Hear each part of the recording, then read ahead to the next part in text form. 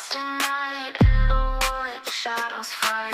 Arms take gold, can't take flight. Power's gone, nothing's right. Cauldron cold, no more fire. Potions fail, dreams expire. Spirits whisper, call me liar. In the dark, lost desire. Purchase cry, echo loud. Through the fog, through the shroud. Mystic force, once so proud, now just whispers in the crowd.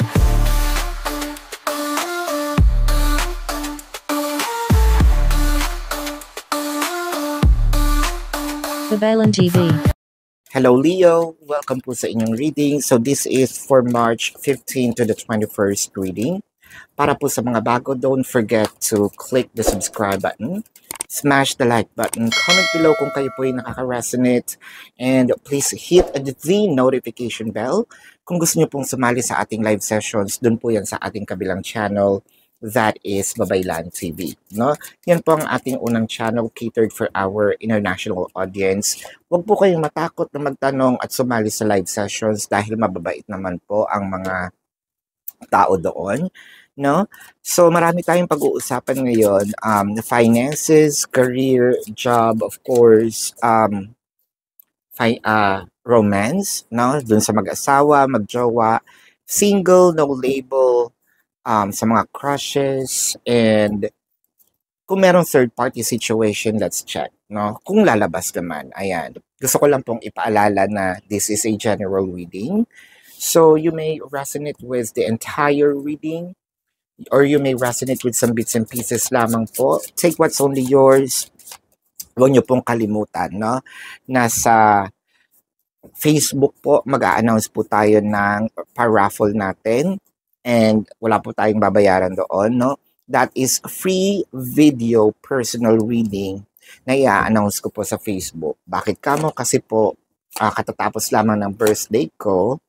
So, as my give back, no? Bilang pasasalamat, i-announce ko po within this week kung paano po yung mechanics. No? Magsimula na tayo, Leo. So, ang nakikita natin dito, bakit parang merong somehow, no, gusto nating ibigay o ibigay na dito sa, hindi naman nangungulit, pero kasi okay, sabihin natin nangungulit or parang natitempt tayo, no, na ibigay na dahil parang feeling natin ito ang sigaw ng ating puso. With the Seven of Wands, dati siguro medyo binabalansin natin or nagkakaroon tayo ng strategy, no? Pero ngayon parang sinasabi, para sa akin na yata ito talaga. So parang ano ba, ibibigay ko na, no? Or bibigay na ba ako? So when it comes to finances, napakaganda dahil with the Two of Wands in here, parang sinasabi natin dito na parang halos abot kamay na, no? Itong pangarap na ito, hindi yung palabas, no? Yung pinaka-word. Abot kamay na itong pangarap na mamahalin ako, or finances pala tayo na magkakaroon ako, no, nitong malaking pera with the Wheel of Fortune, no. Chances are, sabihin natin na nagtitipid-tipid tayo or nagkakaroon tayo ng mga pangalawa, pangatlong trabaho, or meron tayong mga sidelines apart from our job, no. So parang nakikita ko dito, parang merong makaka-jackpot, merong chances are kung tumataya sa loto, parang nakikita ko kasi biglang, halos biglang yaman. With the star in here, parang hindi mo inasam or hindi mo inakala rather. Inaasam mo naman na magkaroon ng maraming pera, pero hindi mo inaakala na parang magiging ganun kabango ang pangalan natin. Parang sa atin nakatutok yung spotlight daw with the Wheel of Fortune, parang ito yung isang bagsakan. Wheel of Fortune is parang ito tinatawag natin na whirlpool, no? So parang isang supposedly delubyo. Ngunit in magandang paraan kasi nga fortune itong papasok sa atin, no? So ibig sabihin parang tayo ay biglaan, no? Parang maglaland na lang sa lap natin itong yaman na ito or itong biyayang ito. When it comes to your career, napakaganda natin, nandito din naman yung star. So, ibig sabihin, kung meron tayong ina-applyan, no? either na trabaho or ina-applyan na ibang, sabihin natin na, position, no? Nakikita ko kasi with the Queen of Cups, ito kasi yung parang inaasam natin na makuha, no? With the Queen of Cups in here, parang gusto ko rin na ma-achieve itong mga pagkakataon na nandoon ang puso ko, no? So, ginawa natin lahat with the Seven of Wands and I feel like bigla nating kumbaga sa dart game, no, mabu-bullseye natin.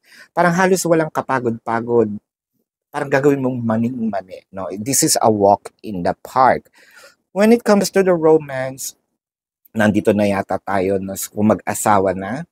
So I feel like parang gusto nating magkaroon ng sariling business or lumipat ng sariling bahay or magkaroon ng sariling bahay o sasakyan. I feel like this is this is the week na makakabili tayo nun. Biglang tama nga, katulad ng sinabi ko kanina, parang tama sa lot or what have you, no? If this is a sign, then probably you should, do something about it, no?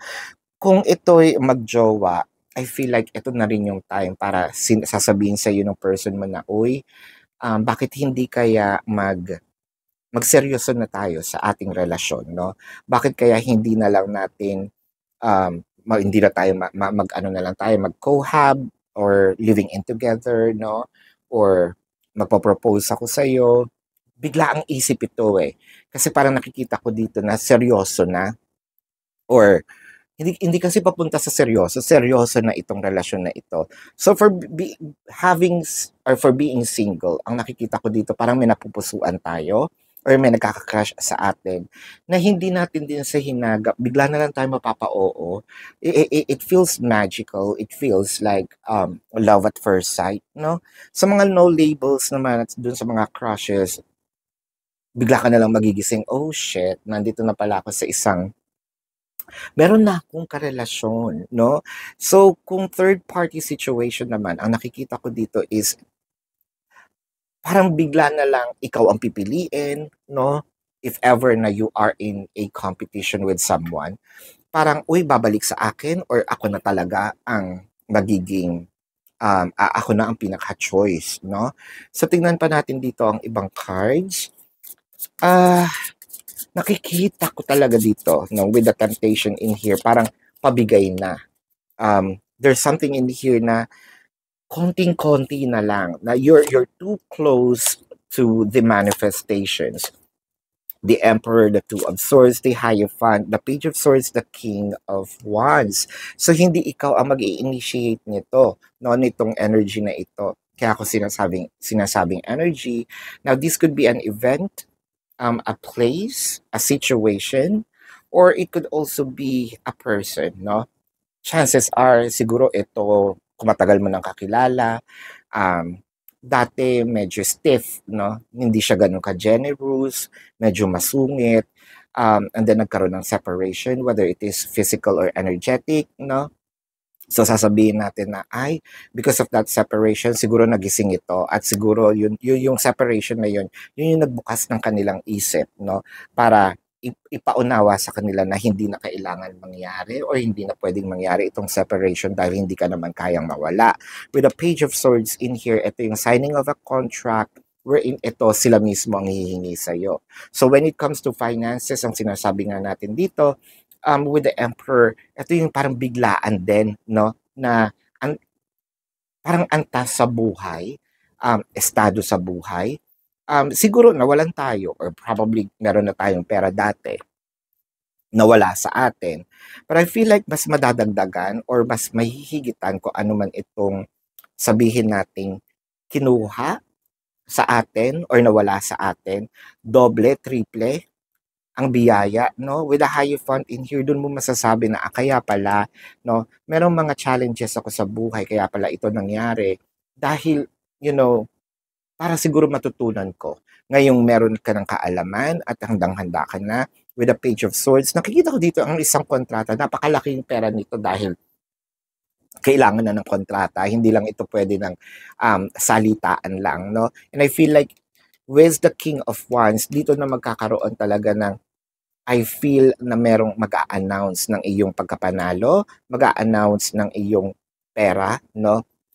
sasabihin sa iyo. It might be unexpected as well because with the will of fortune, I'm sorry, bless us na bigla ang laglag. So again, it could be an announcement through TV, radio, or makakatanggap ka ng sulat.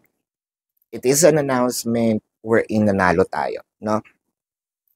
Kung romance, no, I mean, kung career naman ito, I am seeing isa talaga itong napaka-firm na posisyon. Siguro, no, sa isang kumpanya na wala tayo doon, pero nakahanap naman tayo ng trabaho. So parang feeling natin, wala naman nangyayari dito sa magandang trabahong ito. Pero nakita nila yung kaalaman mo. And I feel like you are going to be assigned. No? Parang hindi ka na mag-a-apply dito. Parang you will be cherry-picked. No? With the Hierophant in here, what I am seeing is siguro siguro you're gonna become a speaker, or you are going to somehow lead people, no? Page of Swords, so this is again signing of a contract with the King of Wands. So this is yung parang supervisory, no? Also, so kung romantic naman ito, lalo na sa mag-asawa, siguro merong taong dominante. Ngayon, nung nagkaroon ng separation, naisip nito na, ay, hindi ko pala kayang mawala itong taong ito. So, what I did was, siguro binabaan ko yung pagiging dominante ko, or binabaan ko itong pagiging masungit ko, no? So, naintindihan ko ang mga bagay-bagay, kaya pala nangyari ito, dahil eto na, nahanap ko na pala itong ang taong para sa akin. So, parang sasabihin ko dito sa taong ito, sa'yo, no? Leo, now with the Page of Swords, halika na, no? Simulan na natin. Let's sign up a contract on this kasi hindi ko na kayang mawala, no? Ikaw or itong relasyon na ito. Kung magjowa naman, so goes with pagiging jowa. I feel like itong person mo, bigla kang yayayain, no? Biglaan talaga lahat ng mangyayari sa iyo ngayon itong week na ito. Bigla ang pag-amin also doon sa mga no label or mga crushes or single. Chances are, kung ano man itong dadating na ito, it kind of make me feel na one time, big time, na parang kahit sa pangarap, hindi natin siya mawari, no? Na ito pala'y may experience natin. Lalo na kung third party situation, no? Parang sabihin natin na this is a dying relationship, but hindi pala. Look at what happened, na parang pwede palang magkaroon ng 360 degree or 180 degree, no?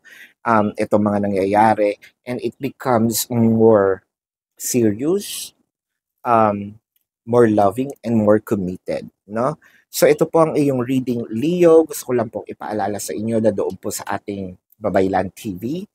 Doon po tayo nagla-live, ha? Pwede rin po kayo magtanong doon. Pero kung hindi nyo po naaabutan yung live sessions, pwede naman kayo magtanong dito sa ating comment section as long as yung question po is answerable by yes or no.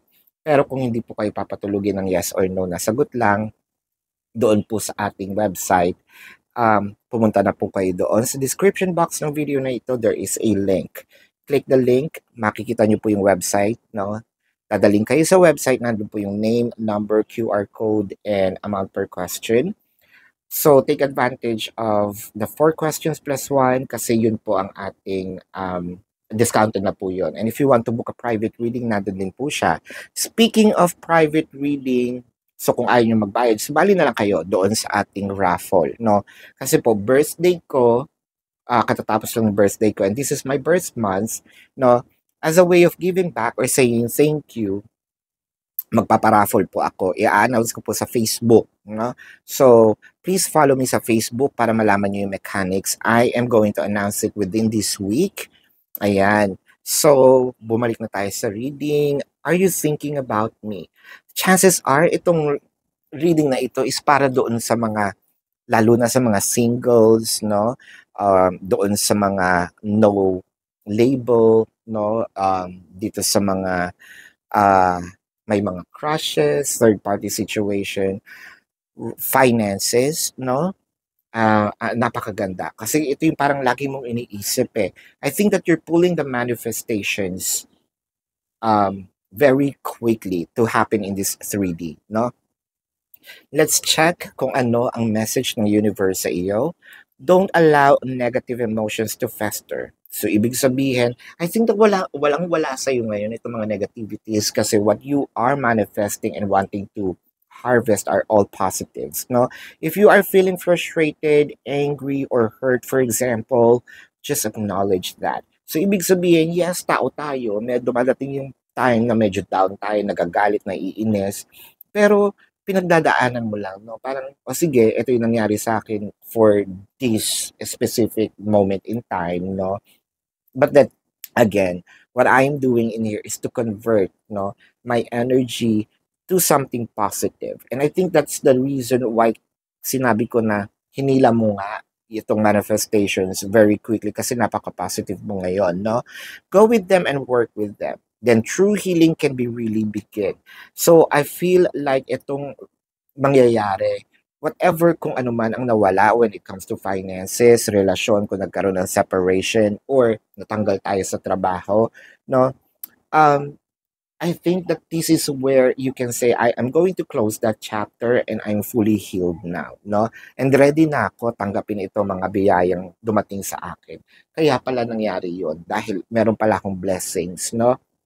Na makukuha at maa-achieve. Ayan. So, let's check the zodiac sign of your person. This can be their sun sign or a placement in their chart. I'm seeing Leo, Sagittarius, Taurus, Aries, Pisces, Aquarius. Ayan. So, this is your reading. Love and light. Namaste. See you po sa susunod na readings. Goodbye. You want the best.